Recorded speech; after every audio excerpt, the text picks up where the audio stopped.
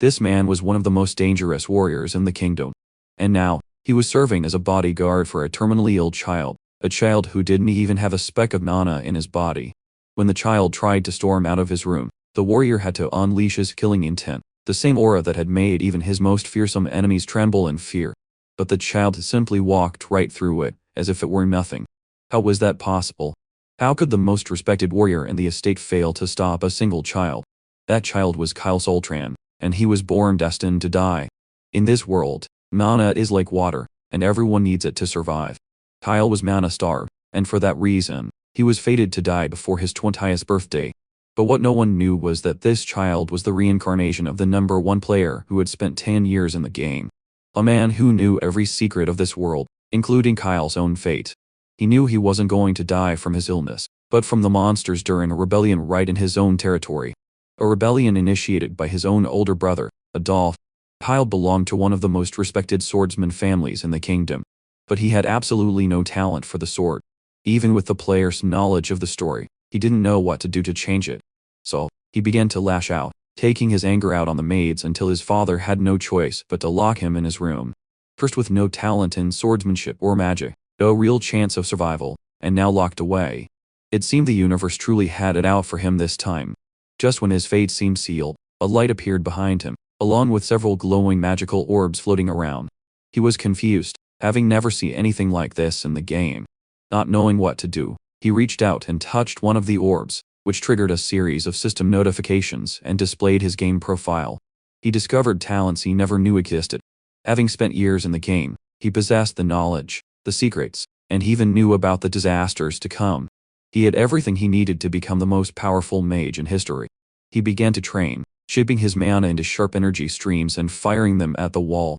Gradually, the energy flowed through his clogged mana circuits, erasing the very illness that was supposed to kill him at 20. And now, he was finally free. Meanwhile, in the palace kitchen, a girl named Zeal tried to bring a meal to the young master. The other maids refused to serve Kyle in protest of his behavior. When Zeal decided to do her job anyway, one of her colleagues slapped the plate out of her hand and struck her. The scene was interrupted by the appearance of Leon, a respected noble in the estate, who ordered the meal to be remade and delivered. At this time, Kyle was in his room, thinking about how to change the fate of the Marquis's family with his 2 new talents. When Zeal finally arrived in Kyle's room with the still warm food, Kyle used his insight ability and discovered she had multiple talents.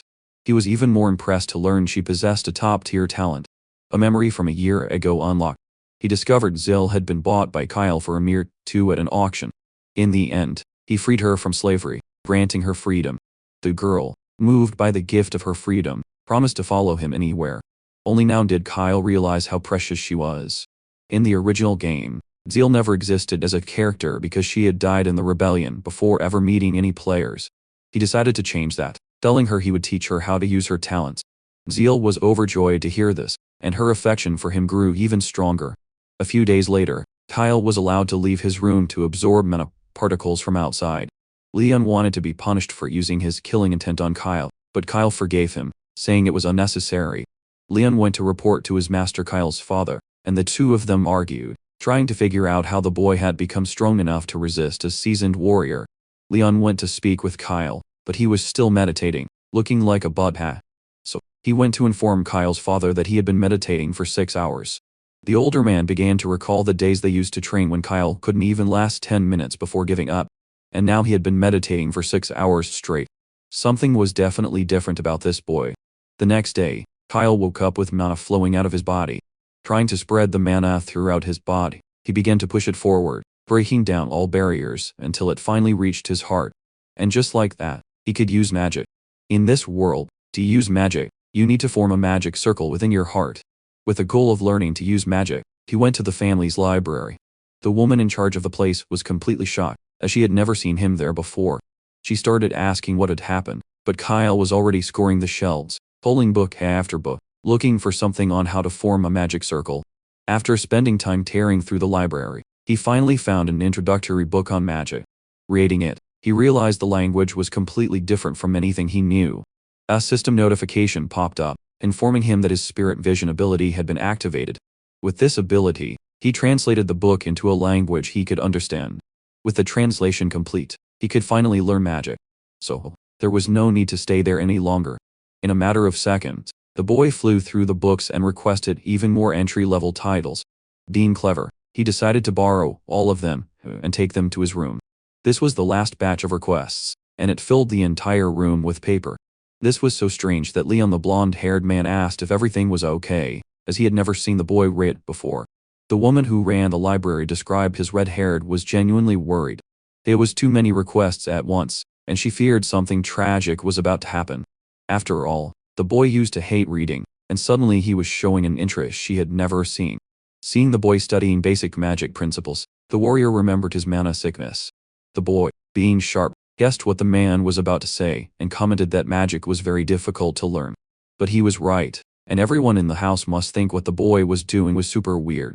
Since he was the family's notorious child, it wouldn't be surprising if he acted strangely from time to time. But he remembered what he had said before. He didn't want to die young, and had to try everything. He had to try it all. Motivated, he said he would do whatever he could to solve this cursed condition. So, his plan was to lie down for a bit and read as much as he could while resting. The young master the warrior remembered was completely different. He recalled a time the boy cried after sword class. He said his father had told him he didn't need a weakling like him. He was just a wee, crybaby child who couldn't solve any of his problems. Suddenly, the MC noticed his friend had a new status favorability. Apparently, they were growing closer, and the bodyguard stayed outside so as not to disturb him. Things were changing between them. And maybe it was because he had started studying. Perhaps devouring tons of books at once was considered perseverance in this world. Now that the bodyguard was gone, the boy was finally alone with his mountain of books. Now he could truly start reading with his insight magic. As if by magic, all the books began to be deciphered at once. It was insanely fast. The speed of this skill was terrifying. It was 12 times faster than normal reading. On top of that, the difficult parts were saved in a separate folder. Over time, the principles of circle formation were digitized and stored in a database. His understanding grew as the books were deciphered bit by bit. Now, using the deciphered data, his plan was to create a magic circle. With the basics down, he finally met the minimum requirements to form a circle. Guiding his mana along the golden path, he created what he wanted. Focusing as hard as he could, he used all of his blue energy to move the magic within his chest. The process was painful and brutal, as if his heart was about to burst into flames. Still, he had to push through to the end. Otherwise, the mana would backflow into his body horribly and damage his internal organs. The magic began to spin out of control, sending books flying across the room as he tried to push just a little more. After much effort, he finally formed his first mana circle, weakening his clogged mana circuits. Now, his mana was no longer trapped inside his body. It was flowing out, stronger than ever before. He was thrilled that he had achieved his goal and could now use magic at will. Then he realized it was already morning, and he had spent the whole night working on this without even noticing. He only had time to think that his friend would be mad about it before he passed out. The next morning, the girl brought breakfast for the boy and found him unconscious on the floor. She was completely shocked and tried to wake him up while trying to make sense of the mess with all the books. In just one night, the MC had used up all the mana he had accumulated for days to form that circle. And from now on, a new chapter in his life as a mage had finally begun. Chapter 7. In the kitchen, the maid was happily cooking a delicious meal. She was doing so because she had been praised last time, and it had pleased her master. This time, the other girls wanted to be the ones to bring the dish to the young master. Then they suddenly changed their tune, saying the boy was their responsibility, and they needed to go back to the original arrangement now that the master's personality was so much better. The girl said if they had any complaints about her work, they could talk to the M's. Ignoring them all, she walked away, leaving them with nothing to say. Before she left, a jealous one made a snide remark, basically saying she was a nobody. Back in bed, the boy enjoyed his meal of marinated meat. The recipe had been adjusted from last time to be even more delicious. Since she had been practicing hard every day, she had also learned some other recipes from the head chef. On top of that, the boy wanted to know how things were progressing with the magic spirits. To start, she needed the introductory book for that type of magic. And the girl was really smart. She had already read half of the material without any magical assistance. From what he read, it seems she came from a diligent family and learned in a steady way. For her age, she was quite talented, but it still wasn't enough. Closing the book, he said he hadn't had the time yet, and he needed to get stronger to learn more. In 2 months, the family would hold its succession ceremony, and something was going to happen on that day. A coup led by the second son, Adolf, would bring down the Marquis's family. If they didn't want to die in the rebellion, everyone needed to get stronger, especially her. From now on, he ordered that someone else would handle the kitchen duties, while she focused more on her studies. But she said she would work hard at both, because she didn't want anyone taking care of and serving her master except for her. Crying a lot, she begged to be allowed to continue doing it instead of letting someone else. That surprised the young man, and he understood how she felt. Her family had fallen apart, and she went from being a noble to a slave overnight. She had even lost contact with her family on other continents, not knowing if they were alive or dead. Her life was finally starting to stabilize again, and she had been overwhelmed to learn she had to study spirit magic. She probably thought that if she didn't do her job well, she would be kicked out of the mansion. But he reassured her once more, saying she was the person he trusted with this. He said he didn't abandon anyone, and he always protected his own, and he promised he wasn't telling her to learn these things without a really important reason. Her skills were so good and careful that if she kept working hard, she would be promoted to head maid. But there were plenty of people working in the mansion who could replace her at any moment. So, he asked if she wasn't curious about what would happen if she trained in this art. Mages with that ability were extremely respected, and super rare anywhere in the world. If she learned, she would become a great mage, and everyone would respect her. And until then, there would be no one to see who could replace her in that field. That sounded incredible, and even she wasn't sure she could do it. Handing her the necessary books, the boy said she would become the greatest of all time. She accepted the gift with a hoot, trusting her master, and decided to give it her all. Now, their relationship had increased even further, to 60 points. After that, the girl was appointed as the master's personal maid so they could study together. While taking care of the boy's personal needs, she was moved to a private room. From now on, that would be her new space where she could study and train in peace. This was much better for security, and she didn't have to worry about the other jealous girls. She loved it because now she was much closer to her master's room. Together, the two of them decided to work hard and survive, no matter what. While she studied in her room, she would watch the boy take walks in the garden. Every time the two met, they grew fonder of each other, and their bond got better. Later, the warrior had to hear some urgent news. It turned out to be about the eldest young master Adolf, who had found out his younger brother had changed. He had become much stronger recently and had been training every day. In addition to focusing on his magic studies, his personality had also improved a lot and was no longer insufferable. Realizing his little brother had finally grown up, he thought he should stop by for a visit as an older brother. Chapter 8 The boy's morning walks always included a moment to meet up with his friend. This time, he intended to go to a place out of sight. He said it was all for a magic experiment. They went to a place outside the kingdom's territory, hidden by dense rows of trees. While he practiced, his friend had to make sure no one got close so their secret wouldn't be revealed. Leon the blonde-haired man looked worried because his friend wasn't supposed to be training with that illness. But the current Kyle was completely different and could actually control his energy. He fired a powerful magic missile at a tree in front of him. The explosion was so big that both of them were shocked by the power and talent. The attack even destroyed the tree, making it clear the test was a success. The sound was so loud it could have been heard from the mansion, but the aura dampened the noise. Leon's quick reflexes had come in handy to protect their secret. Kyle said he had formed his first magic circle a few days ago by following the instructions in the book he borrowed. And with that, using his aura, he had overcome the illness that used to torment him every day. Showing off his magic with a smile, he said he had no plans to die young. Finally, the man understood what had felt different about his friend these past few days.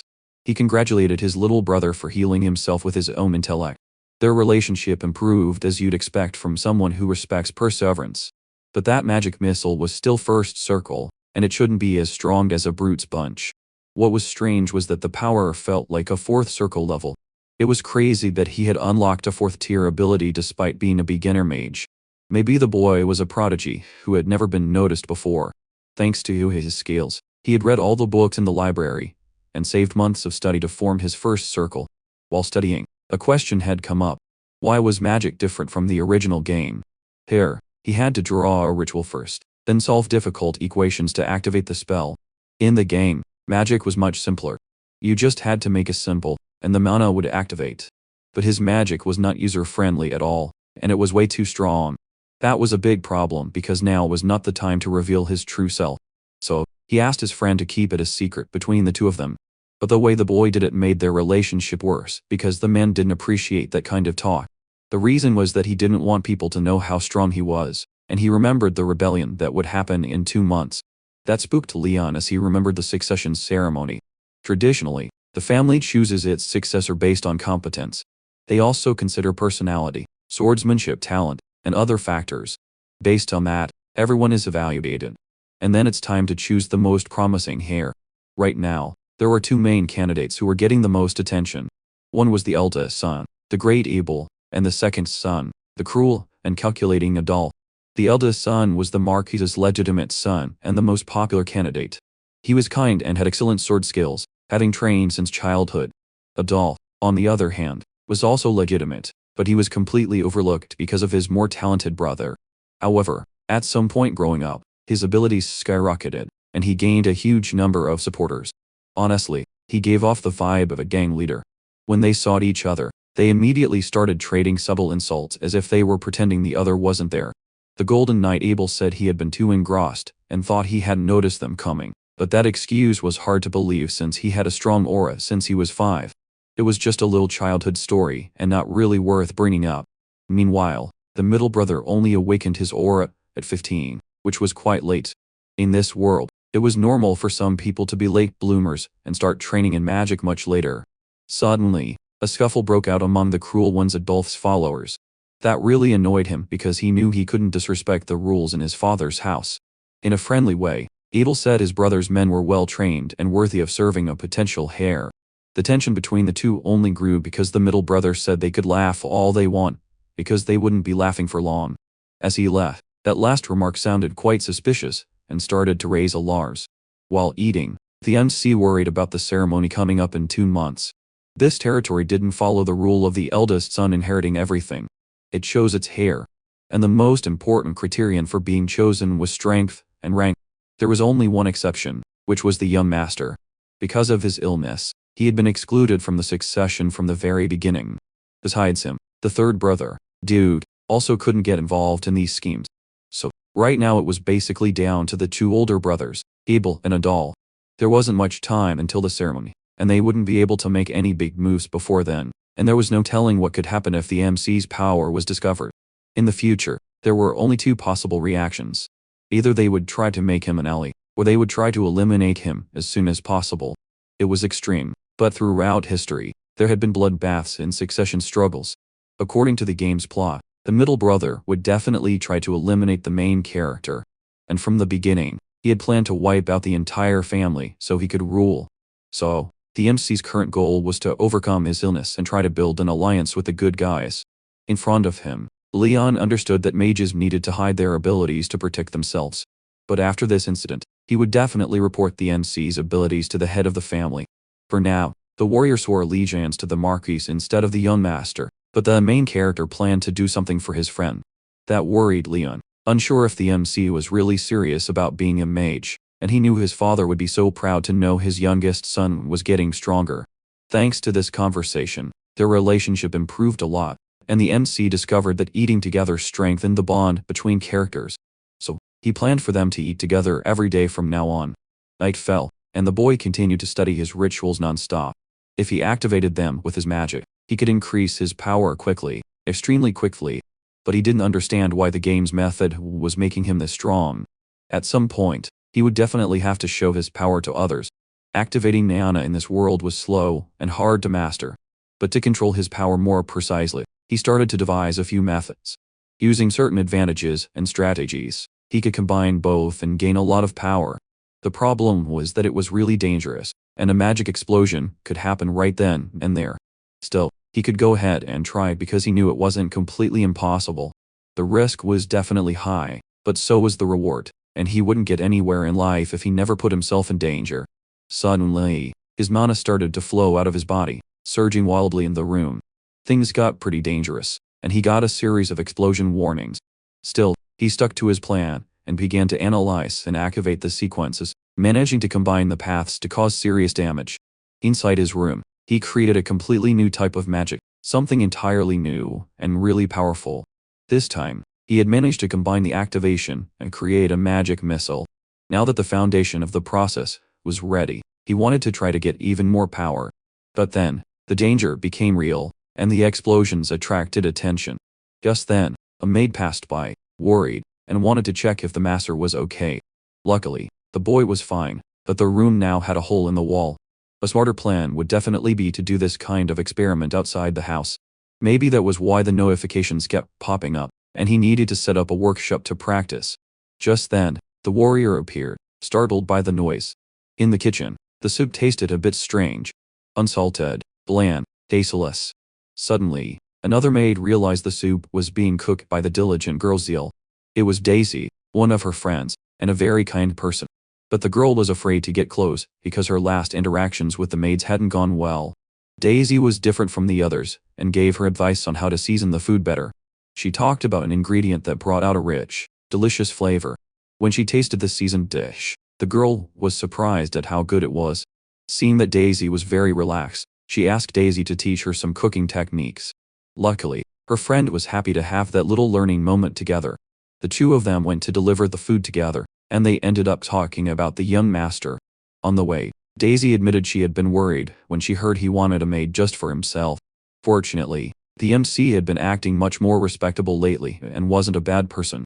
While he was studying, he found out Daisy had inquired about his situation as they had agreed, since Zeal hadn't said anything about her friend's current condition. Daisy was praised for doing a good job and making the right decision. He thought the impatient ones had already acted, but the rope was longer than it looked. Impatience was just what you'd expect from the middle brother. He was clearly in a hurry so he could carry out his evil plans. In his office, the Marquis completely lost his composure when he learned his son was cured.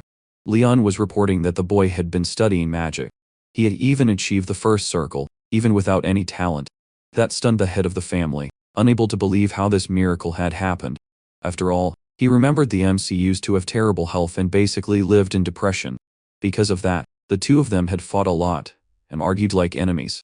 In a really bad moment, the boy heard his own father say he never wanted a son like that, one who only caused trouble.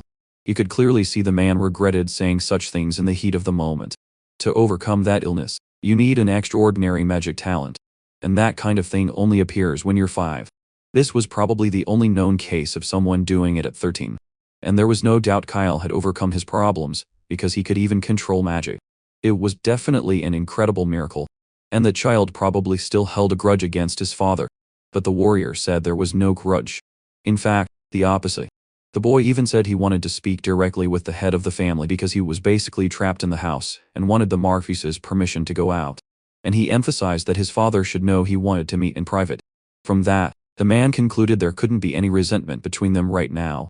That cheered up the downcast father, who could finally see his son. Just then, the boy appeared, dressed up to meet the Marquis.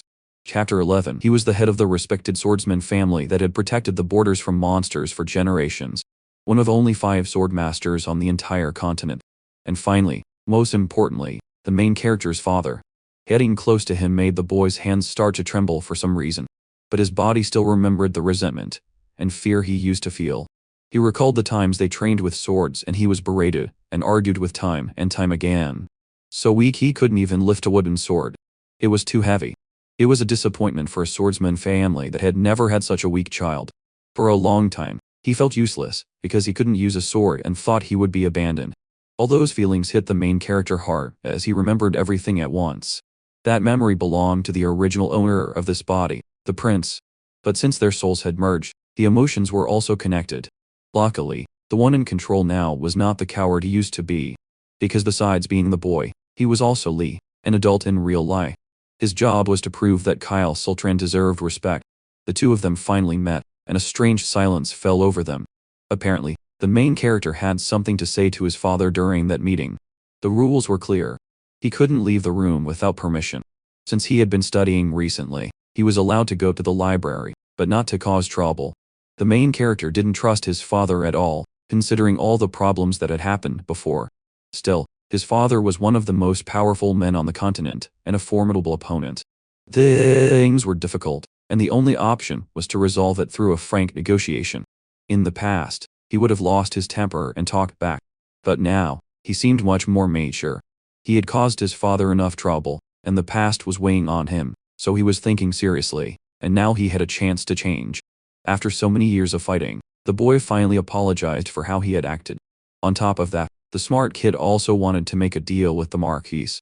Everyone knew the sickly child from before had overcome the disease that was destroying him. It was a huge miracle. Hard to believe, even in a fantasy world like this.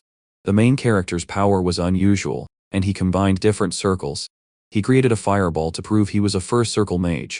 Even after hearing the warrior's story, the father still didn't believe it. But the moment he saw it, with his own eyes, everything changed. He had become so strong that he could actually feel the mana running through his veins, growing stronger. You see, mages who overcome that illness have insane potential. In this world, a powerful mage is worth an entire knightly order. And even though his family was famous for swordsmen, having a powerful mage on the front lines would also be a huge advantage. If the family supported this plan, everyone could benefit from those abilities.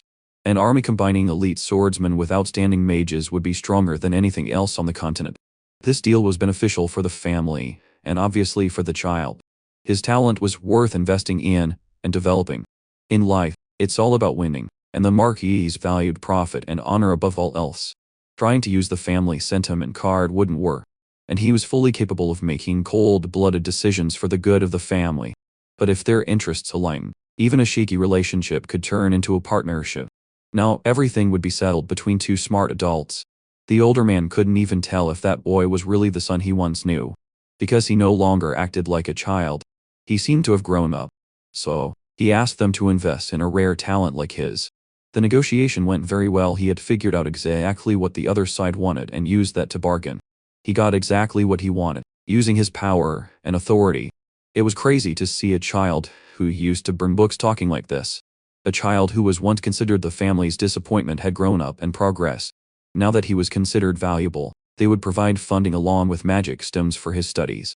But seriously, he needed to prove himself and not disappoint his father. A few days passed, and his friends came to his room. Everything was much more luxurious now, and there was a personal workshop for mages. The inside had been reinforced with a magic barrier in the walls. On top of that, the place was equipped with all sorts of tools, potions, and artifacts.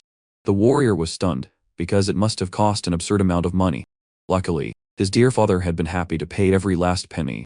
It was a surprise that the grumpy man had been won over by his own son's charm.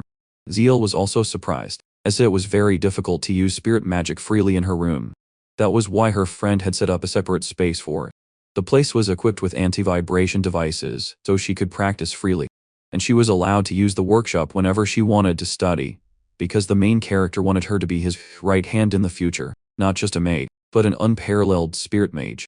That made her cry a lot because she had been working every day without rest. Her goal was to learn everything she could and become a useful person. Their relationship was getting stronger, and everything seemed to be going well. Suddenly, some stones began to glow, attracting the girl's attention. The spirit circle was reacting and seemed to be out of control. A strange light emanated from the ritual, forming an incomplete spirit, and honestly, it was super cute. It immediately befriended the maid who had accidentally attracted it. It seemed she had summoned it by chance, just by walking near the workshop. That little mascot was a perfect match for the girl's talent. It was incredible because this technique required a different type of magic. Her emotions had probably helped the spirit stone react and create that mascot. The stones had just been bought and were now used up instantly. The boy couldn't have expected this to happen so early in the story. On top of that, this creature was high level and couldn't be identified with insight. Although small, its power was so high it couldn't be read by human abilities. Its name was Ash, and it seemed to be an ancient light spirit. That shocked the boy. He didn't expect that cute little thing to be so powerful. Elder spirits were basically the highest tier, and they were one of the hardest things to summon. Its size wasn't impressive, but this was clearly not its true form. If it returned to its normal size, the entire mansion would collapse. They wanted to make a contract with the girl so they could be friends from now on. To do that, they needed a strong compatibility between the two of them. The elder spirit agreed, and began the ritual to seal this strong friendship contract. The maid also agreed, signing her part and gaining an ally. Once it was done, she had to choose a name for her new pet. The main character suggested a name, and she decided to call it Pikachu. That was the boy's latest joke, naming it Pikachu. From now on, that would be its name, and she was really happy to have it as a friend. The talent development project was going very well and was really working. A few days passed, and the mansion woke up to a new morning. The warrior admitted he hadn't paid much attention to his charge, in the way a brother should. Then, it was revealed that the person standing before him was Adolf, whom he hadn't seen in a long time. Chapter 13. The two brothers were having a meeting with the maid serving them. The gang leader Adolf recognized the girl. She was the one who had been sold as a slave in the market a long time ago. He complimented her on being beautiful and thought it was funny she ended up as a maid. In a disgusting way, he demanded she be sent to his house. He was definitely there because he had heard news about the illness being cured, and he started the conversation on a not-so-friendly note. But the main character didn't want to leave her there and asked if someone else could be chosen instead to get out of the situation easily. He needed to act completely differently. In the end, it was just a provocation. The man wasn't going to actually take someone else's maid home. However, the boy realized he would have to concede for now, because he couldn't ruin the relationship. The child had really improved, but he still seemed like a loser, because he was too interested in young women. So, the gang leader's plan was to corrupt him, and pull him into the darkness. His body had recovered a lot, and no longer had problems in daily life. He was cured and continued to get better every day. Still, he wasn't at 100 yet because it was a very long-standing and difficult illness to completely heal. Just then, the MC showed off a spell he had created, stronger than the original. That piqued the schemer's interest because he liked the idea of creating new magic. Even if he wasn't at his peak, he was still developing rapidly. Despite being only a first circle student, the young master's behavior had changed significantly, and his skills continued to improve day by day. The news the maid brought sounded exaggerated. But for a 13-year-old kid, it wasn't really something to worry about. It would be much more useful to apply pressure and use him in other ways before getting rid of him. Bluntly, he asked his younger brother if he wanted to join his side in the competition. That surprised even the imps, who didn't expect such an option. After staring at each other for a moment, things went exactly as the smart one had planned. For that, he would receive their father's permission, and he thanked him for the trust. Just then, the warrior appeared and wished Adolf a safe trip.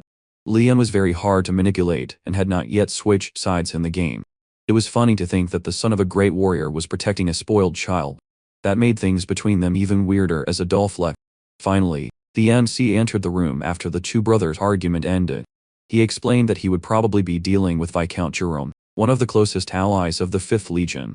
His friend was shocked to hear this would be his first loyalty mission. He didn't want to let him go alone and offered to join the punitive expedition. But it was part of the strategy to gain the crime boss's trust, and he couldn't bring his father's allies. This was definitely a trap to test how useful the MCE was in actual combat. Fortunately, from now on, he could protect himself with the magic he had created. Still, he decided he wouldn't use his full magical potential. Then, he asked about a settlement in the remote forest. To the south of the territory, there was a monster colony.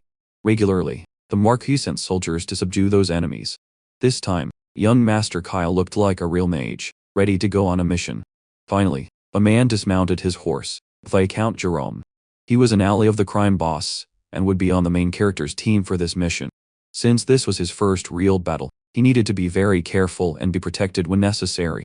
Their relationship was quite bad, and the man was clearly only doing this as a favor. Still, they set off and didn't talk much. The Viscount's orders were to observe the boy and assess his combat skills, but he didn't believe such a weakling could do much while carrying a dangerous illness. During the battle, the boy shot lightning spells at the goblins in front of him. The shot was perfect. One shot was enough to wipe out the whole group. That impressed the team, and improved his relationship with everyone. They were all quite happy in the end. The mission ended quickly, and it was the easiest subjugation they'd had in a long time thanks to the main character. He had never seen anything so easy before, and his reputation skyrocketed to level 90. Of course, young Master Adolf would be very happy to hear how well his younger brother had done. Now, the plan was to move on to the next step he had in mind. Chapter 14. Back at the camp, everyone was celebrating the victory thanks to the boy.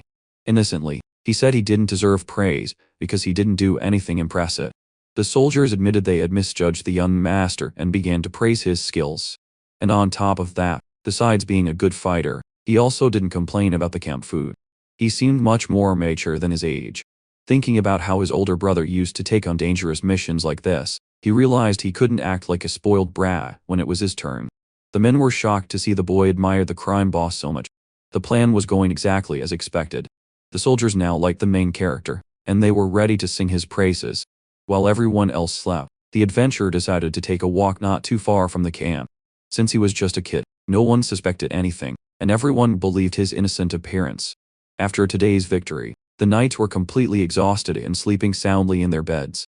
Only a few guards were left, and they were also exhausted, barely paying attention. Now he would try to kill a few ogres and farm as much experience as possible like before. From his bag, he took out a perfume that could attract those giants from up to 10 km away. A few days ago, he realized he was the first person in the world to create a scent that attracted those creatures without following any existing formula. The better the quality and scent, the more monsters it attracted at once. The problem was, the team was supposed to be hunting goblins, and ogres were too strong to deal with without a plan. The team had 12 experienced knights, and they could handle weak enemies. But the giants were a whole different story. Although they were loyal to the crime boss, their individual skills were quite mediocre. They were basically cannon fodder. They were street thugs who became a legion after being persuaded by that traitor. The brainwashing was so intense it turned them into fanatics, and his influence spread easily because of it. These people followed blindly, and with every move their master made, a tragedy could happen. So, the main character planned to weaken the 5th Legion as much as possible before the succession day. To start, he would force those 12 warriors to fight a powerful ogre to the death, and he planned to be the only one left alive after this deadly battle once he activated the scent. Not long after, a two-headed creature appeared, attracted by the perfume spreading throughout the surrounding forest. The warriors, already tired, were caught off guard by the giant, who took down their comrades with ease. One of the men, very bravely, begged them not to run. Sadly, his end was brutal, and it quickly became clear that running was the best option. He was one of the strongest soldiers on the team. Now only the mid-level ones were left, and they couldn't do much. Trying to encourage everyone, he asked if that was really how honorable warriors acted in a battle. If they failed this mission, those ogres would surely advance into allied territory and massacre the people. Taking command, he made everyone agree to follow his orders from now on. Luckily, the Viscount was a high-level warrior and said he could handle it alone. But the MC didn't want to help. He would stay until the end, supporting him with magic. He knew he couldn't face his brother again if he abandoned his men in battle. So, he used a spell, strengthening the warrior even more with his abilities. Since it was just first circle magic, he could mostly control the situation for now without causing much damage. Still, he would face the battle head-on without backing down in fear. The Viscount knew Kyle was an essential tool for the army and trusted him a lot. Activating his sword's powerful skill, he was ready to cut down any ogre that came near. He charged straight at the two-headed ogre, ready to chop off both heads with his blade. The other soldiers, seeing no one was panicking, couldn't show their pathetic faces, so they also psyched themselves up. The main character told his men to give it their all in this brutal battle, and it was working perfectly, because the ogres he summoned would wipe out the weaker soldiers. The attracting perfume was a success. It even called creatures 3 times stronger than normal. And this was where a part of the 5th Legion would meet its end. Chapter 15. He felt so strong that he thought he could take down the ogre by himself. He landed a powerful blow on one of the twin heads, and they immediately went on alert. Everyone was overwhelmed by the aerial battle between the two sides. Most of the strongest knights had fallen, and the weaker soldiers began to panic. Watching everything from a distance, the little psycho was delighted to see his plan was working. Without lifting a finger, he would eliminate all enemies with ease. Unknowingly, he had outsourced the job to the giant ogre, who would do it with its own fists. Jerome wondered if they could really win this battle, and started to think that maybe it was time to resort to his last option. He had been granted a power from the shadows to become stronger, and if he unleashed it, he would never be able to return to normal. Sylvain had said that when that happened, he would turn into a raging monster with no humanity left. That was why this power should never be wasted on some random weak enemy. He would surely be able to defeat the ogre, but he would never find peace from the beast's rage. But maybe that was still better than dying like a loser to an ogre. From a distance, Kyle said he would provide magical protection. That gave the Viscount more confidence, and he felt encouraged by the mage. Saying it was still too early to use the last resort, Kyle activated a mental purification on his friends.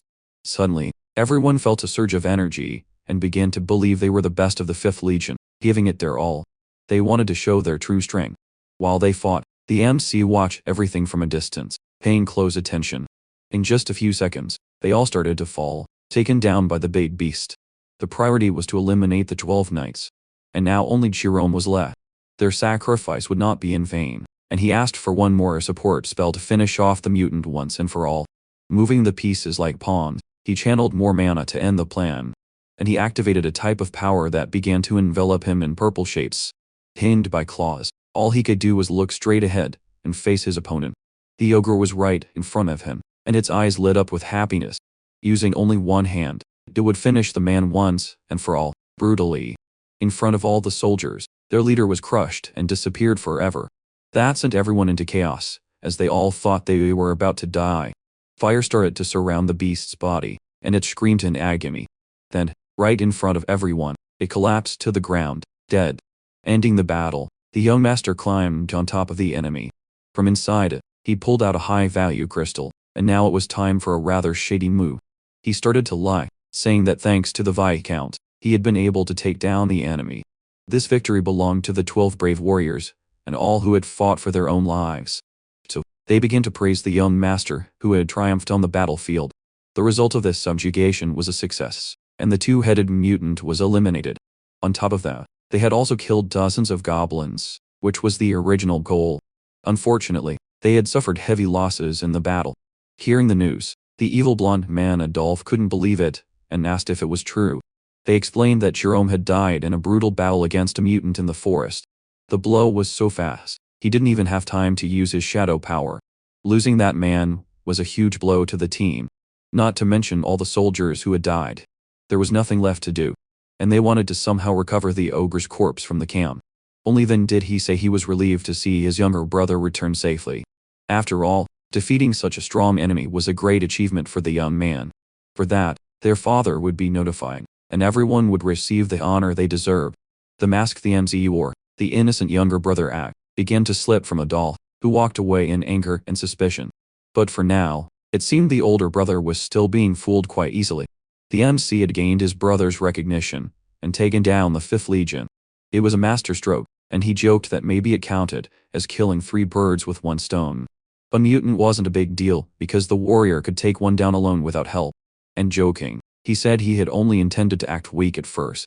It seemed he really wanted to get close to the evil brother's side without telling Abel anything. This was part of the plan, and in the future, he would be recognized, and they would come looking for him. A few days later, a meeting took place in the family's conference room.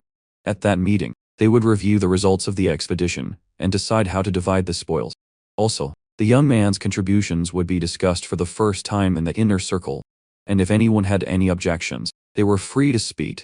One of the barons thought this was too much because in the old days, the child was just a useless bum. Awkwardly, he said he liked the boy, but wasn't sure if he should speak his true thoughts. It turned out the kid was still just a first circle mage, basically a beginner. Still, the baron thought most of his achievements were being exaggerated just because he participated and came back alive. And he concluded by saying, "It's hard to believe the MC suddenly grew up overnight." He reminded everyone of all the trouble the kid had caused in the past. Kyle could only smile while everyone badmouthed him right to his face. Apparently, the barons had never faced a real wolf before making such judgments. When they arrived at the hall, the MC said, "It's not as easy as it looks, and you have to see it for yourself." Defending his little brother, Abel said even strong knights would have a hard time taking down a 2-headed creature. Some retorted, saying it only happened because the knights had sacrificed their lives to protect the child. However, the finishing blow was Kyle's, a fact confirmed by the surviving witnesses. Unlike before, the boy was now focusing on studying magic, and the baron should put his personal issues aside. Angrily, Adolphe told the man not to try to ruin things. Still supporting his younger brother, he threatened him and told him not to cross the line. Suddenly, everyone seemed eager to defend the child now that he was starting to show his true worth. At that moment, the evil brother agreed that Kyle's reward should include a large sum of money. After all, the warrior had witnessed the child's brutal battle, and had no doubt about what he had done. For that, he was granted freedom and could finally enter and leave the main mansion and go outside. But the spoils from the mutant would still be distributed based on contribution, and the boy would not receive anything. At the end of the meeting, the MC didn't understand why he didn't get anything after all he had done. So, he went to ask his father why this had happened since he hadn't caused any trouble. But the older man was very sharp. He knew the child had kept the ogre's heart as his reward.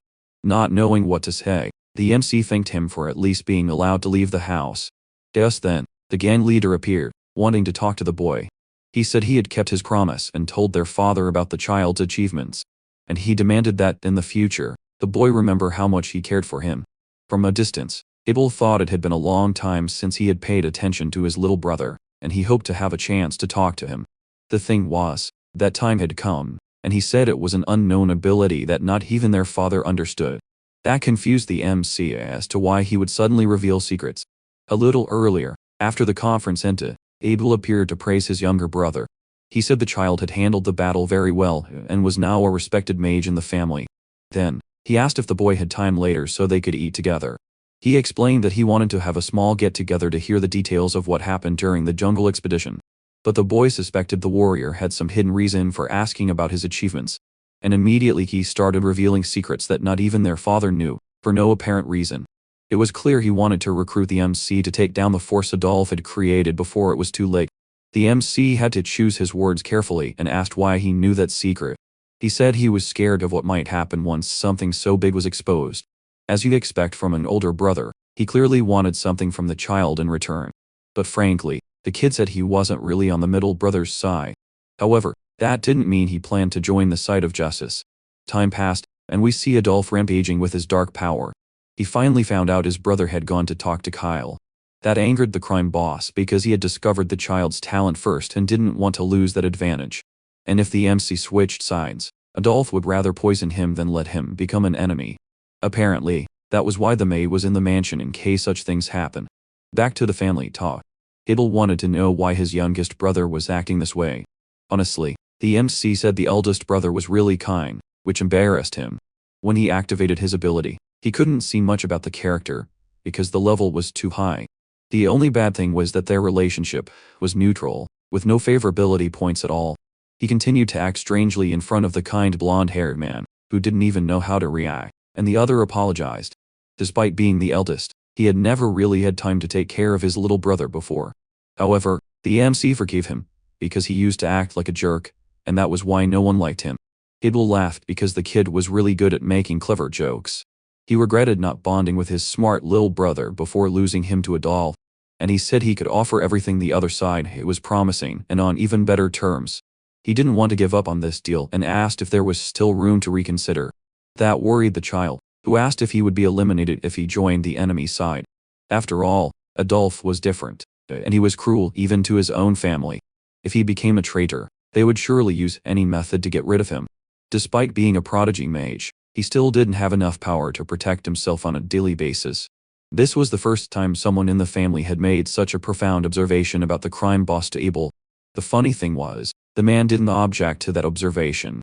He even fell silent. And that brought them back to the beginning of the conversation, when the MC said his useless skill was having very good intuition. Since he was a child, he always had a bad feeling right before something terrible was about to happen.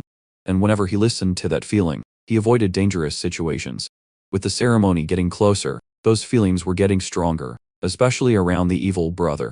That skill felt like a kind of future seeing ability, like the MC's intuition.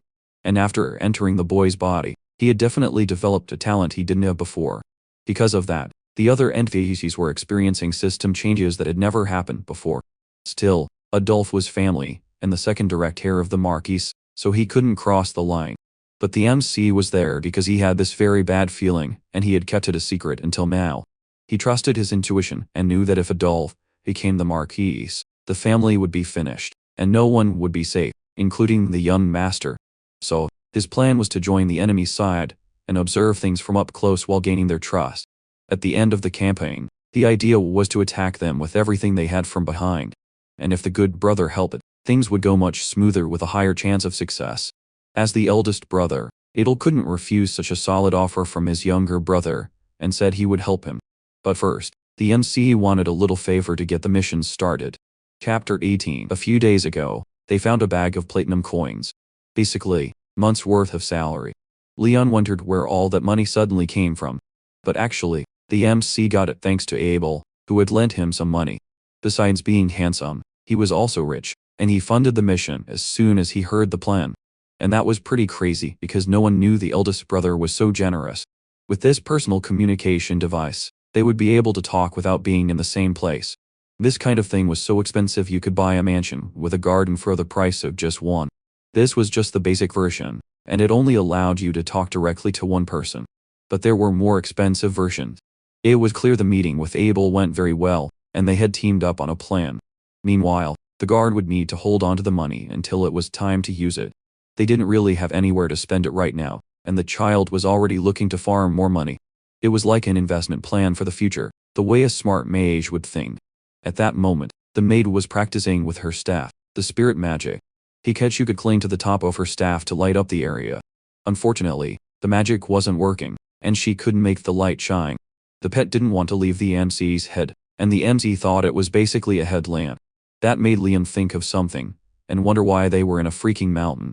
The last thing he remembered was them leaving the house to visit a nearby region. And then suddenly, they were in a cave because the MC decided to stop for a bit. This wasn't a place they should stay long because exploring could harbor all sorts of dangers. It was so dangerous that he recalled the angry monsters they had encountered at the cave entrance. The deeper they went, the fewer they saw, which was strange. That meant there was a big, tough boss at the end of this area. Preparing for anything, he warned that they needed to get back outside. But that was the main character's plan from the beginning. He said that was exactly why he was here.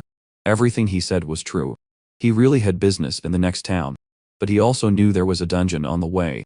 If he had said from the start they were going to a dungeon, no one would have let the MC leave the house, because one of his two brothers would have insisted on coming along, and it would have turned into a mess. And there was also the problem with little Ziel.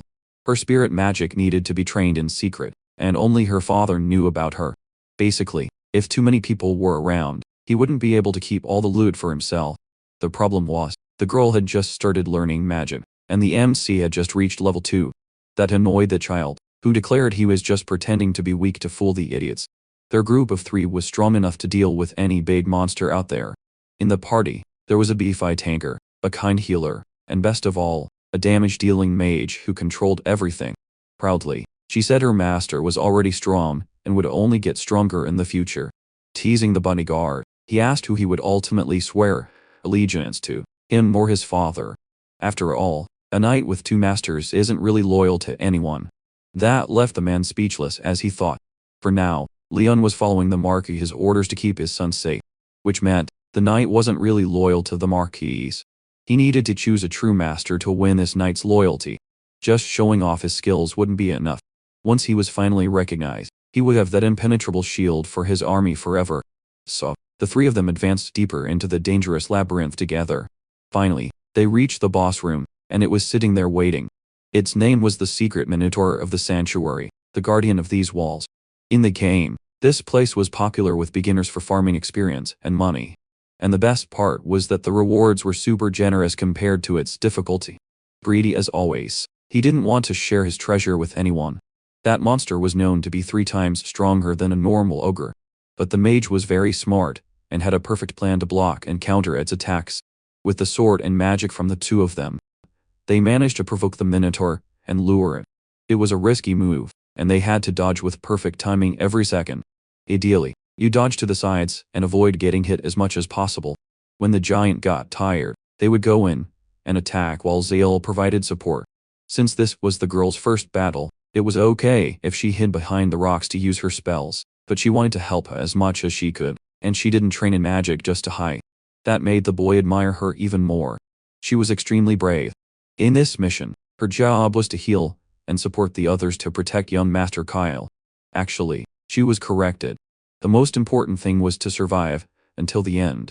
As long as she didn't fall, her hands would keep Leon and the MC on their feet. One last rule was not to forget to protect herself when things got dangerous. She understood and remembered she was in a dungeon in an unknown place. The importance of a healer in a battle and the strategy to defeat the Minotaur were things you only really learned with practical experience. It was strange that the young man knew all this despite having spent his life trapped inside. Leon started to wonder how he was so familiar with dungeon strategies. When they asked if this was his first time in a dungeon, he realized he had been acting too much like an expert. So, he lied, saying he had learned some basic tips during the goblin hunt when he fought the ogre. But that excuse didn't really work, because even the soldiers didn't know how to deal with a simple ogre. So, the warrior concluded that the child was not the real young Master Kyle he had served for so long. He ordered him to be arrested because there was no way that child could suddenly act so mature. Apparently, the boy was possessed by an evil spirit and needed to be burned. Unfortunately, that would be game over for the main character, but it was all in his head and couldn't happen. He changed the story and lied that he had read about the Minotaur in a book and also in strategy books. Surprisingly, Leon liked that, and was impressed that he also studied combat tactics. He was so proud that he said his friend's progress was incredible. Their relationship improved a lot, and persuading him became easy. However, he needed to come up with some reason, because he didn't want to be labeled as a magic genius forever. Finally, she made the staff light up like a charm. She activated a healing spell, and it released a series of spirits into the area. This power increased durability and defense, and it also boosted mana and sword energy. It was much stronger than the original because the girl had upgraded it. Now, the three of them were super excited to fight, because it was finally time to face the giant minotaur. The warrior charged in first, running straight at it with his sword. His plan was to confront the minotaur head-on to attract its attention, and exhaust it. He landed a powerful blow right on the beast's head, but that only angered the big monster, and it stood up to retaliate. With his friend's magic, the warrior's body looked different, stronger. When the minotaur woke up, it asked who was disturbing its sleep. Then, it shouted that it would not forgive anyone who tried to approach the treasure. To add insult to injury, someone shot an ice spell right in its face mid-sentence. Tad, the child stepped up, saying he was the one who did it. He fired a barrage of ice bullets at the enemy. Seizing the opportunity, the warrior delivered clean, precise slashes with his blade. He remained focused and proved to be a worthy knight for the team. Chapter 20. He landed heavy blows on the monster's shoulder without losing focus. The monster couldn't believe it. It was shocked by such audacity. It unleashed all its rage on those who dared to approach its treasure. Preparing for a fatal blow, it wanted to wipe them all out. Not a single one would survive. Luckily, the boy had set up ropes and magic rituals to protect himself. The fact that the attack was blocked only made the minotaur angrier, as if it was being humiliated. However, the force of the impact was insane, and the barrier had come up just in time to save him. Kyle's magic was extremely precise. He always knew the next move, and ended up basically leading the fight. He read the situation instinctively, and used magic like no one else. So, the young man was controlling the entire battle with his power. Next, he trapped the minotaur with ropes that pinned it to the ground. Immediately after, a barrage of magic missiles slammed into the big oaf's back. It dealt so much damage that it had to kneel. No one could believe the mage was so strong at such a young age. Not bad, but the minotaur could still take more. Angrily, it roared that this was the end and activated its strongest move. It started spinning like a tornado straight at the unprepared trio. At that moment, Leon had to hold the front line, while the others moved to the sides. Blessed by the magic, he was even more determined as he ran. He threw his sword with perfect precision, aiming for the bull's neck. That was enough to draw it in its rage towards the fleeing knight. While all this was happening, the main character was counting every second in his head. Dodging was the best strategy to wear out the big monster. Once that happened, it would be the perfect opportunity to counterattack with full force. There were 5 seconds left, and the beast had started to tire. When the countdown ended, due to exhaustion, it missed by just a few centimeters and almost hit the knight. Just then, all the blessings disappeared, leaving the boy completely defenseless. Luckily, the bull stopped moving, and just stood still on the ground. It was insane that Kyle had calculated everything in his head. He stepped in to deliver the finishing blow. By pushing the limits of his skills, he brought true magic into the world again. He created ice spears and threw them at the enemy. After the battle was over, the girl healed the warrior's wounds. Finally, it was time to claim the precious treasure from that labyrinth. Before them was a chest so bright it looked enchanted. Using his intuition, Kyle saw the gems and equipment inside the reward. The powerful sword was made from solid dinosaur bone artifacts. There was also a beautiful necklace, something the spirits would surely love. Each person received what suited them. And now it was the mage's turn. Inside the treasure, he found the Staff of Bravery, which exuded a luxurious aura. It was a trick that experienced players used when they wanted to build a super strong mage. With that choice, he wouldn't have to worry about weapons for a long time. The warrior's sword was also amazing with magical effects that made the risk worthwhile. He recalled the talk about loyalty he had earlier with his young master. The maid felt very guilty, because she thought she was the only one who received everything from Kyle. She wanted to be useful without accepting a treasure she could never repay. The warrior agreed that those treasures were too expensive for anyone. But Kyle explained that he didn't give them these things just as a reward. He did it to make them stronger. He said again, the stronger they were, the higher their chances of survival. He also said there wasn't much time left and they needed to strengthen the group's power with a smart plan. Breaking the clan's rules. He had no plans to report all those supplies so that people wouldn't find out how strong he was becoming. The two of them were the only ones he could trust to keep the artifacts safe. He repeated that the only way they would survive was by getting stronger. Then, he asked if the couple, still a bit shy, would really accept the gifts. After a successful mission, they returned and decided to go to the neighboring city. Chapter 21. A few days ago, something had happened at the farms around Impalm. The Count panicked when he heard that someone from the Marquis's family had suddenly appeared at his castle. Rushing over, he wanted to know who it was and noticed the person bore the family's lineage symbol. He knew the upcoming succession was basically a storm on the horizon. And there was an unwritten rule: don't get involved in other families' business. Before opening the door, he braced himself because he really didn't want a headache. Acting natural, he asked what brought the Marquis here, to his lands. He was shocked to see the guest was already eating and it was just a child. Apologizing for entering without permission, the boy said it was an honor to meet Frantel. It was a huge slap in the face to the Count's family. Then, he realized Kyle was the son everyone used to hate. At least, his reputation as a troublemaker had only recently started to change. After recovering from his illness, Kyle had thought about how he had acted and decided to change seriously. He said he was now studying magic and would form new circles over time. That was strange because the rumors about the youngest son said he was unbearable. But upon meeting him in person, the Count realized those stories were false. Completely contrary to the truth. In his mind, someone must have paid to spread those rumors to slander the family. It was impressive. The first mage born in a famous swordsman family. A sign of a bright future. Finally, the Count was eager to talk business and became even more interested. Clearly, the child didn't come here, unannounced, just to say hello. Apologizing, Kyle said he knew his family's situation was sensitive because of the succession, and he explained he came to buy grain from the farms and reserve the largest warehouse in the north. Actually, the Marquis's family already had a deal with the Count, and perhaps now they wanted to expand it. He said it was for magic research that he couldn't reveal yet, but it wouldn't be a one-time thing. The town certainly had a surplus of produce for the next few years, and it would make a lot of money from the sale. For payment, Kyle showed a chest full of shiny coins, valuable anywhere. It was quite strange for a child his age to have platinum coins. However, the Count saw no problem in making the deal, and he didn't even ask what the research was. However, before finalizing, he wanted to confirm where the money came from, because the source could be shady, possibly even stolen.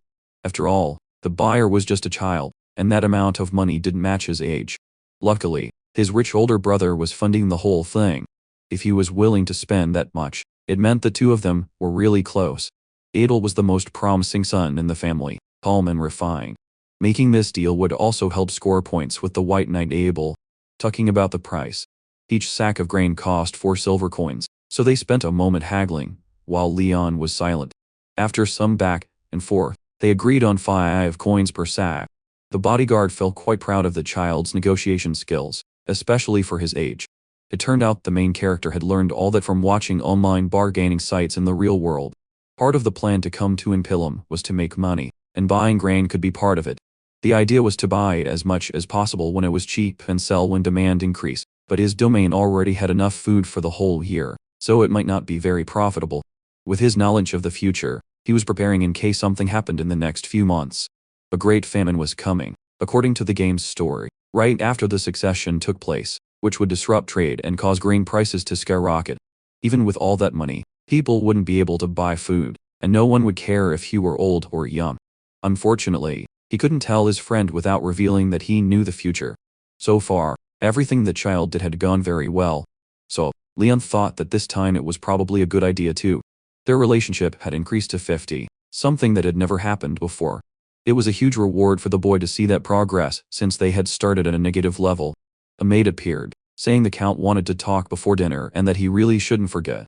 When he arrived at the drawing room, he was told the man wanted to introduce him to someone. Standing before him was Frantel's daughter with purple hair. She was really beautiful, and her name was Iris Neon. All of this was a huge surprise to the young man. He didn't expect to have a meeting like this. As he stepped up, the girl said it was a pleasure to meet him for the first time, and introduced herself. In the game, she was super strong and beautiful and very popular, especially in the early stages when she became a really useful powerhouse. The only problem was her arrogant personality. She couldn't stand weak people. She said she wouldn't accept anything less than diamonds for a date. She had the greedy personality trait. Because of that trait, a bunch of players went bankrupt trying to raise their relationship with her. As the game progressed, rank characters became common. And she, who was supposed to be valuable within a rank, ended up becoming useless and was discarded because her annoying personality didn't really make anyone want to deal with her. It was also strange that the Count suddenly introduced his daughter to him. Clearly, he said they were about the same age and should get along. Iris was also studying magic, just like the main character. Still flattering his daughter, he said she had a special talent for magic. He explained that since both were studying, they could learn together. From the main character's point of view, she didn't want that, and it seemed like she was being forced. However, he introduced himself, explaining he was the fourth son of the Marquis.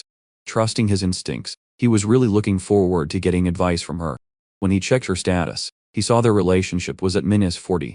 On top of that, she had an interesting talent. She was a mana companion. In the original game, that talent was extremely rare. Only 0. One of SA's rank characters had it. So, maybe the purple-haired girl also had some new potential. Even with her terrible personality, that talent changed everything. She had heard a lot about young Master Abel and Adolphe, but nothing about the main character. Trying to put him down, she said she was in the second circle while he hadn't even passed the first. That annoyed him, because she was already unpleasant as a child. But he explained that he had only been studying magic for 3 months, forming a circle that quickly had broken her record. It had taken her much longer. However, starting at 13 was considered very late because most people started at 10 at the latest. If he just thought of her as a nagging cat, he could tolerate her unpleasant attitude. He said he started late because he used to be sick and had only recently overcome it.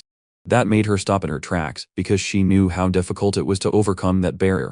Her father explained that to overcome it, you had to be born with extraordinary mana in your body. That's why people who did it were called geniuses and prodigies. It was incredible that the young master had done it at 13. Hopefully, Iris could learn something from the good influences around her. Of course, she didn't want to talk to someone she thought was weaker, because she believed he was only in the first circle. That personality would cause a lot of problems and needed to be fixed as soon as possible. And that's how recruitment project number 3 began. You can't judge others by their appearance, and he would prove he wasn't weak. She panicked when she saw the boy get strangely close to her face. Ignoring the fact that the Count was right there, he challenged her to a duel. If he lost, he would have no problem admitting he was weaker than her. In a twisted way, if the girl won, she wanted him to lick and kiss her feet. That completely embarrassed the Count, wondering where she had learned that.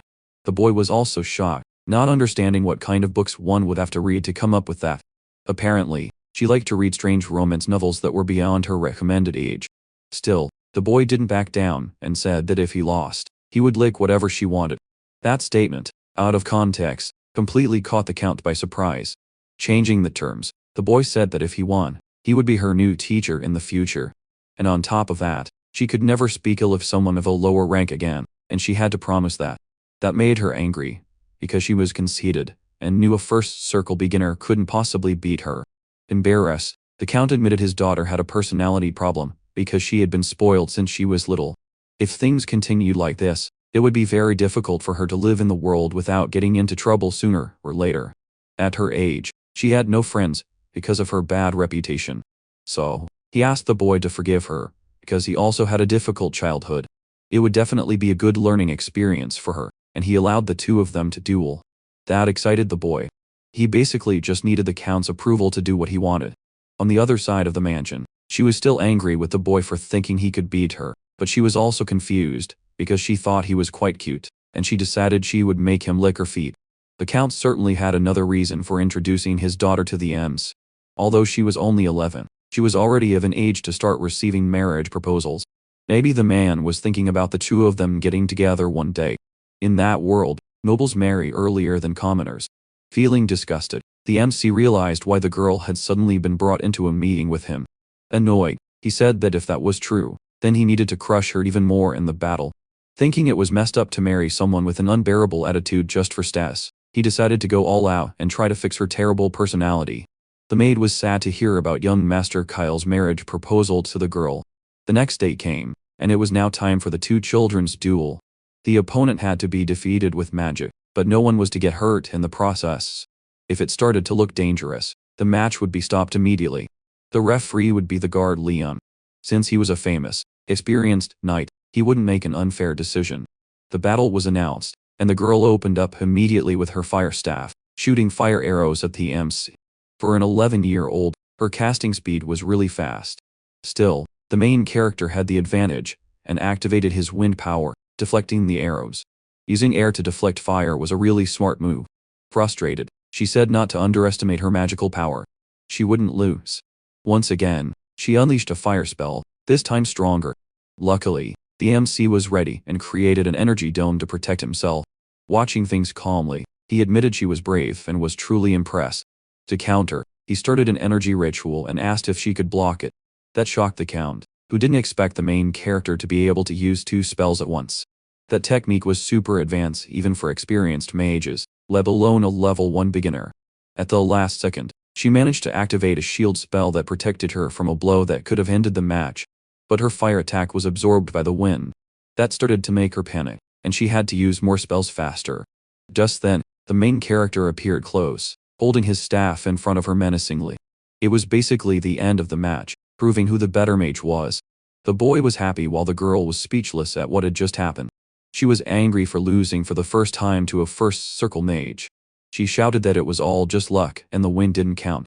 Wanting a rematch, she said she wasn't in good form for a moment. However, the main character agreed, because he knew the result wouldn't be different. That only made the purple-haired girl even angrier, and she said this time she would win. 5 rounds passed, and each one was won by young Master Kyle. No matter how many times she tried, the result was the same. So, he said to end the match, because she had probably run out of mana.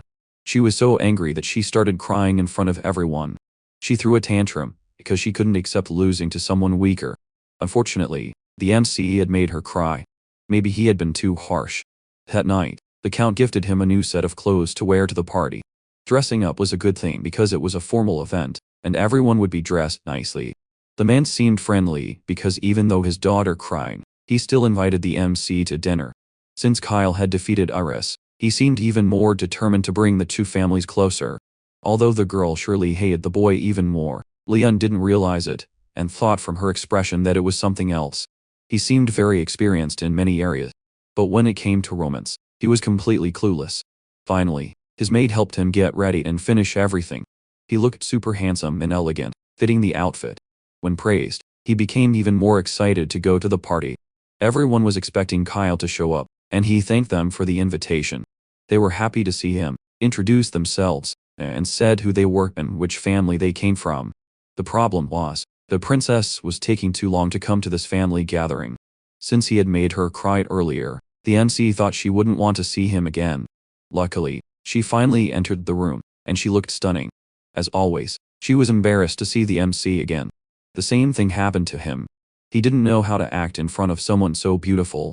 It was a surprise, because he thought their friendship was ruined forever. She already knew the boy was good-looking, but dressed like that, he looked even better. It was time for everyone to sit down and eat the family's delicious food. The MC sat next to Iris, unsure if he should because of what had happened earlier. When he activated his intuition skill, he noticed their relationship level had increased a bit. He didn't understand how their friendship had increased by 30 points when he didn't even do anything. Maybe it happened because of one of her traits, so it was better to be prepared for next time. Luckily, the meal was much more pleasant than he expected. Even she acted calm in front of her family without being arrogant. But then there was a moment when she asked her brother for the pepper shaker. Immediately, the MC handed her the nearest salt shaker he could see. At that moment, their hands touched, and she was completely flustered. Neither of them knew how to react, and they tried to avoid looking each other in the eye. Although their relationship had improved, the girl's behavior somehow felt worse. The next day, the MC was surprised by a guest who appeared in his room. Standing there was Lady Iris, calmly sipping her coffee. She had come to keep her promise, to become the main character's student. She was really curious why the boy's magic was so powerful for a level 1 beginner. His magic style hadn't appeared in any books and seemed very different from the usual method. So, she asked him to tell her everything he knew about this new magic style. But he would only accept her as a student if she changed her attitude. So, he asked her to be more polite and kind to others and, more importantly, to think carefully before getting angry and running off to cry. That annoyed her, because not even her father made such demands. So, he explained that his magic actually came from a unique method, one he created himself. This hybrid magic method had never been published anywhere in the world. So, there was no other place to learn it except from the inventor. and he knew a smart girl like her understood the meaning of being trained by the creator. Even after thinking it over, she couldn't find any way to argue. So, she accepted his terms. Cleverly, the MC had prepared everything beforehand. He created a magic contract with his own hands right in front of her. It had all the conditions written down that she had to accept to become his disciple. All she had to do was use that beautiful pen to sign her name. If the contract was broken, the divine forces would ensure there was a terrible punishment. Admittingly, he said he wouldn't have had to go through all this trouble. It was the Count himself who had given the contract to the main character. After the duel the day before, he had been eager for their lessons to begin. And if Iris didn't listen to anyone, the magic contract could be used as a rare family treasure. That really angered the purple-haired girl, and she couldn't believe her father had actually said that. Angrily, she stormed out, saying she would confront him and find out the truth. The problem was, if she left, their contract would be voided. If that happened, the magic wouldn't be taught, and they would never see each other again. With no time to waste, she had to decide whether she would accept the terms and be trained or walk out of the room and never see the MC again. Chapter 25. She needed to decide quickly whether she would sign the document or not. Losing his patience, the boy wouldn't put up with this crying act for long. Even though her potential was high, he considered giving up because of her personality. After all, he needed reliable allies, not someone who needed constant care. After a long hesitation, she agreed and said she would sign the papers. She slammed the contract on the table, still as annoyed as a spoiled girl. But the MC warned her to read the conditions before signing blindly. He explained that Iris would be the student, and he would be the teacher in this agreement. On the paper, there were 7 rules written that had to be followed for the deal to be valid.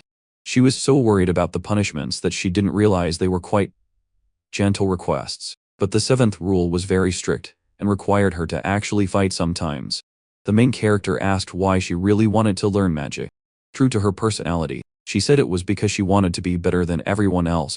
She liked being praised, and she thought it was fun to beat weaklings until they followed her rules. She wanted people to admire her, so that was why she started learning magic. But recently, she had also started to enjoy learning itself, and watching her skills grow and get stronger was fun. Because of that, she didn't even notice when she stayed up all night reading. It was motivating to see how competitive she was, and how much she wanted to improve. He confirmed that the most important factor in becoming a powerful mage was not mana. A thirst for discovery and intellectual curiosity were what truly drove magic. Those were the talents of someone with a mana companion skill. She admitted that since she started studying, she had wanted to become stronger. And finally, she signed the contract, agreeing to become his student. With the paper in hand, the MC said the deal was official. Smiling, he was excited to start working with the girl by his side, and he hoped Iris would become a reliable companion in the near future. That freaked her out because she understood those words in a romantic way. After the conversation, she ran out of the room, embarrassed about what had just happened. The boy really should be more careful with his words, especially since he was quite handsome. Hearing that, the maid remained silent in the background, observing the whole thing. That night, the MC spat out his water when he heard a question about marriage, like if he was really going to marry Iris. The one asking was Ziel, who didn't show it, but seemed a bit jealous. He explained that he didn't even want to think about marriage because he was only 13. Annoyed, he said everyone in that town was in a hurry to get married early. The world was about to end, and there was no time to waste on love and weddings. So, the maid understood that her master wasn't thinking about anything like that right now. At least not until he was 18. Unexpectedly, the girl said her mother used to be very beautiful. So, when she grew up and became a real young woman, she would be as beautiful as her mother. When she left, the boy was left alone, embarrassed, not even sure what had just happened. The kids in that place were really mature, and were already worrying about marriage. When she grew up, she would be even more beautiful, because even now she was stunning. And then he started to think a little more about who Ziel's mother was. A woman who originally came from a noble family before being sold as a slave. Sadly, her father and brothers were dead, but her mother and sister were missing. The girl was surely worried, but probably felt too guilty to ask her friend about it. However, the boy decided that one day he should find out about it. A few days passed, and it was finally time to go home. Iris's family was at the gate, saying goodbye elegantly. Strangely, the girl wished her teacher had stayed a few more days at her house. Luckily, next month he would be back to teach the magic he had promised. Spoiled as ever, she said that the next time he came back, she wouldn't even bother opening the door. But as she said that, She collapsed to the ground with a sharp stomach pain. It was one of the master's rules. Think carefully before getting angry. Her father warned her, telling her she needed to calm down until the pain passed. Unfortunately, it didn't work, and she had to suffer for hours for acting spoiled. From a distance, it sounded like music to the boy's ears, because he benefited from the situation. As soon as he returned from the city, he realized his brother had come to see him. Elwin mentioned stocking up on grain for the great famine to come. Cleverly, he trusted his little brother's intuition. His brother had also bought some with his own money, about 1,000 times the amount the boy had bought. Even if he lost all that money, he wouldn't worry or blame anyone. Worried, the main character knew he wouldn't lose a single coin, and that he would actually make a huge fortune. At a training ground, the Marquis was honing his swordsmanship skills. Suddenly, his son appeared with a few towels for him to dry off. "Oh," the Marquis, curious, asked how the trip went, and it turned out to be quite comfortable. It turned out the older man had received news from the Count and knew his son would be teaching magic. In a way, this experience would be very good for the child, and he should give it his all as a teacher. Still curious, he asked if the Count had mentioned anything else. A marriage was mentioned, but luckily their family didn't have the tradition of pushing for it so early. Even the older members of the family weren't married, so the youngest didn't need to worry. Since he had been sick for a long time, he needed to quickly make up for lost time. And the father said he would be the one to handle the whole marriage issue. It was a huge relief for the child, because he wouldn't be hindered by such annoying things anymore. Sheathing his sword, the Marquis said he never planned to force his son into any political marriage, especially since he himself had never officially married the child's mother. Sadly, he admitted she never wanted it. When she was pregnant, she said she was happy with everything and didn't want anything official. She didn't want the stress of status and was fine with just being his woman. Even his friends approved of their relationship. Somehow, she felt guilty and thought the situation was somewhat wrong. She said she didn't need an official title as long as she had her husband and child to take care of, and that it was the man's job to protect her and any children they had because he loved them so much. He promised to do that and give them all the love he had. Even if he hadn't done much for his son until now, he would support him as much as he could. He also promised to support him in whatever he wanted from now on. That shocked the young man, because it was strange to see that grumpy old man acting like a soft, affectionate father. On top of that, if the MZ married the powerful daughter of another family, it could cause a huge conflict. The older man valued family above all else and wanted to avoid such problems. And now, it was important to continue playing the innocent child for a little longer. Ending the conversation, he said he needed to go back to studying in the library. The whole scene was super awkward, and the young man didn't even call him father. Staring at the pendant, he wondered if that woman still held any grudges. Walking down the corridors, the NC thought about everything he had just heard. He remembered he should have mentioned the loot he got from the dungeon. He had told his guard not to report anything to the Marquis until he had a chance to explain. He had never really thought much about it. And now it was time to go to the library, without fear of the future. Just then, he ran straight into another noble who was walking down the hallway. Before him was the third son of the family, Duke. Strangely, he looked like he had grown since the last time they talked. Even though he was 2 years younger than the main character, his physique was more like a knight's. There were even rumors the child had recently become a low-level warrior. Duke was surprised, because the last thing he heard about his brother was that he couldn't leave his room. Luckily, that ban had been lifted, and his contributions had been recognized. But Duke still didn't trust him, and thought the whole thing was just some kind of scheme that made the main character angry and started some kind of competition. The third brother really hated the MC because his mother had died from the stress of giving birth to Kyle. When he entered the room, the only thing he could see was the woman's body, already weak and completely exhausted. The only thing Kyle could say was that the old lady had died before him. Apparently, that had sent Duke into a rage. He slammed him against the wall, cursing nonstop. Their mother had worried about Kyle all day, because he couldn't stop causing trouble. He was always fighting and trying to steal money from the house to go out and play like a bad kid, saying the MC was responsible for their mother's death. The two started arguing about what had happened. Kyle defended himself, saying he was basically terminally ill and was always blamed for everything. Crying, he asked who had brought him into this world with such a weak body. That was enough to make Duke snap, and he threw a punch. Kyle fell to the floor and lay there, unable to get up. Bending down, Duke said he had been holding back his anger while their mother was alive, but not anymore. And he said he wouldn't want a brother like Kyle, not even in another life. All those memories slowly came back to the main character. Unfortunately, He realized this conflict would not be easy to resolve. Duke continued to insist that he knew the child's rotten nature better than anyone, and he ordered him to never show up at the main house again, basically ignoring the rules. Once again, Kyle said the head of the family had lifted the ban and allowed him to enter and leave the entire estate. Then, oddly, he asked if Duke really thought he was better than the head of the family, the Marquis. Completely furious, the warrior clenched his fist, about to throw a brutal punch. Just then, the fight was interrupted by Adolphe, who appeared at the right moment. He lectured Duke, saying, "You don't hit family." The Duke was so angry he couldn't bring himself to apologize to Kyle. He could, but he'd rather leave first. Watching him walk away, Adolphe asked where all that stupidity came from. Duke wasn't like that with everyone. It was because of Kyle's tragic past. Acting a bit suspiciously, Adolphe got close to the child and said he trusted him. On top of that, Adolphe had taught Duke swordsmanship, and he was disappointed that Duke was only average, and he knew Kyle was a powerful mage with much more potential than Duke. It was as if he was playing chess. Adolphe said he could bench Duke if he got in the way. Ending the conversation, Kyle said he needed to go to the library to continue studying, and he suspected his brother was not just an ordinary warrior, but someone with a hidden talent. Adolphe wasn't the type to care about family, and he wouldn't go to so much trouble just to mess with him.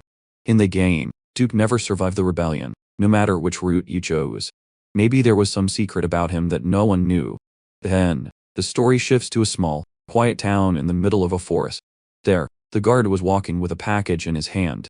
He said Kyle had behaved very well during the trip and had done what everyone wanted. But the Marquis wanted to know if anything else had happened on the way to the town. That put the guard in a difficult position, because he didn't know whether to tell or keep it a secret. However, he remained loyal to the boy and said only a few small monsters had appeared. With the guard accompanying his son, the older man could always relax on these trips. For a moment, he decided to put Kyle's wishes first and keep the secret.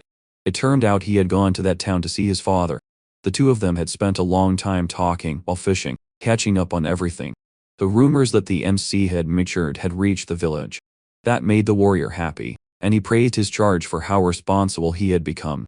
Initially, he planned to do his protection duty, and then return to the Knights, continuing his career.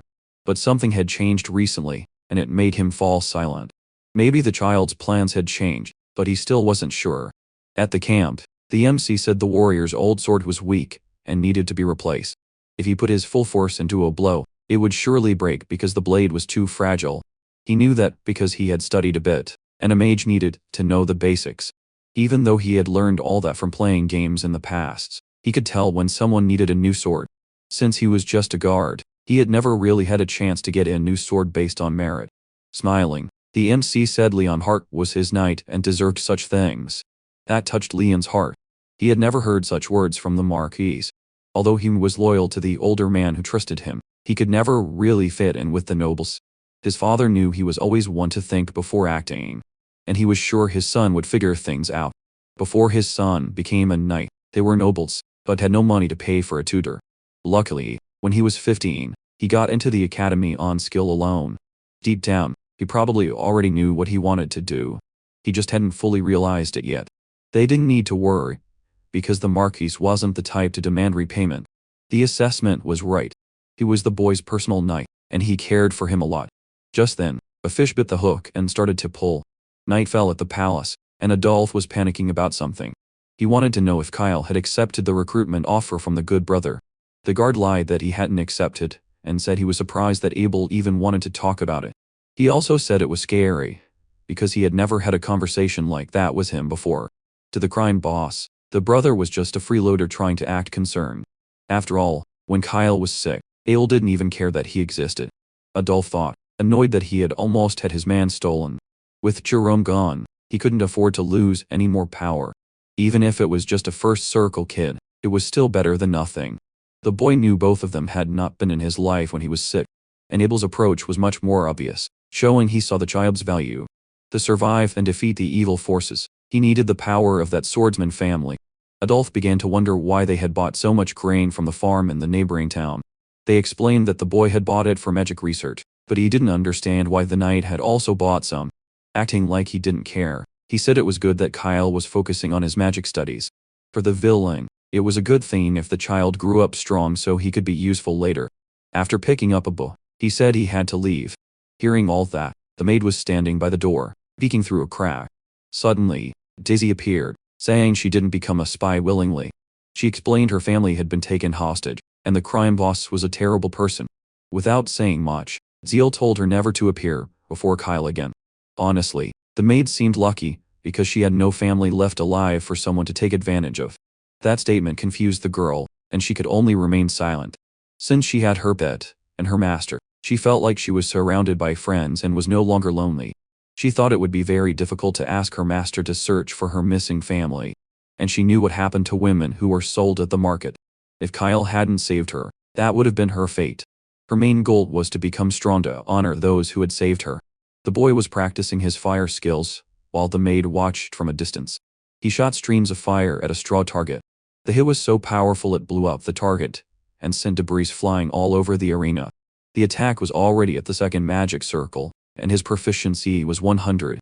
She approached, happy that her friend was giving his all in his magic training, but he still needed to go to a city called Pinus to recruit a new talent. Leon was annoyed, and absolutely did not want to go to that city.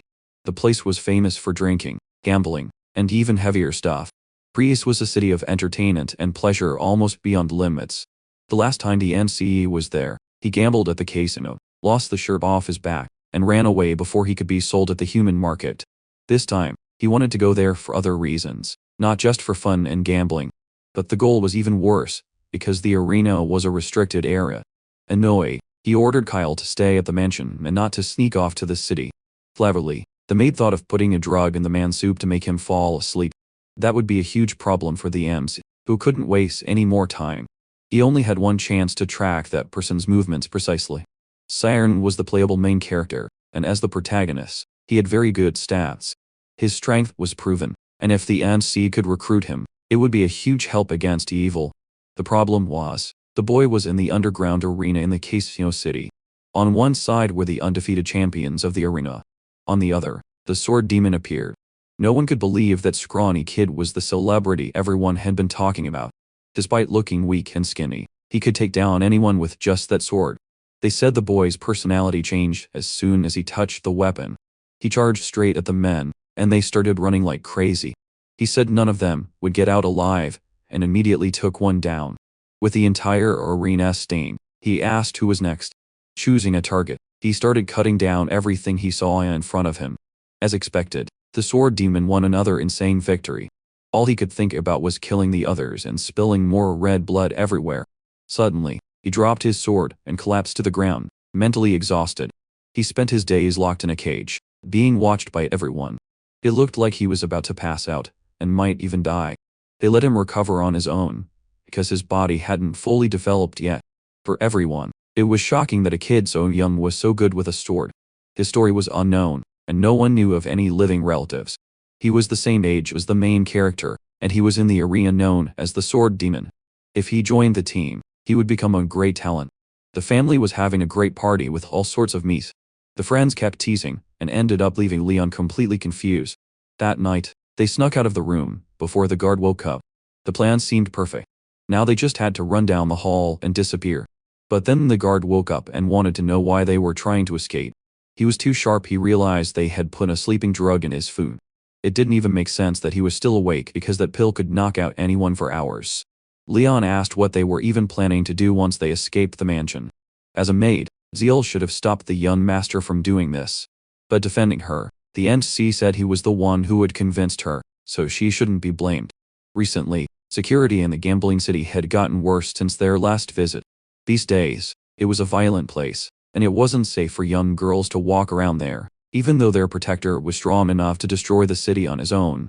But that was exactly what the main character wanted, to cause a big scene. Honestly, he said he couldn't do it alone, and he wanted to destroy the arena with his own hands. His plan was to free all the gladiators who were being held there, and he needed help. It was sudden, but he had been thinking about it for a while, and he couldn't stand seeing children suffer. That really touched Leon, who thought it was a good cause. A few days passed, and they met in a casino. At a blackjack table, the MC hit a royal flush. With one great hand after another, the young master just kept winning at the table. Before they entered the casino, Leon didn't let Zale accompany them on this job. Unfortunately, they couldn't go straight into the arena. They would have to lure the enemy out. The Viscount's son appeared. His name was Sherida. With a pile of money, he wanted to play a different kind of game with the maximum bet. Catching the signal, the MC asked if there was a more fun kind of game. Fun in the sense of blood and screams. And that was exactly what was a few meters below where they were standing. The MC's plan was to win a few rounds first to get their friend in a good mood, then lose it all at the end. Sherida was a bit uneasy because he had heard rumors the child had changed, but no, he was still the same. News that Kyle was coming spread, and the Viscount heard about it immediately.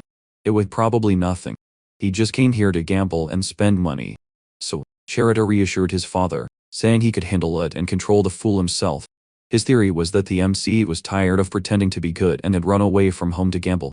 His plan was to squeeze every last penny out of the young man.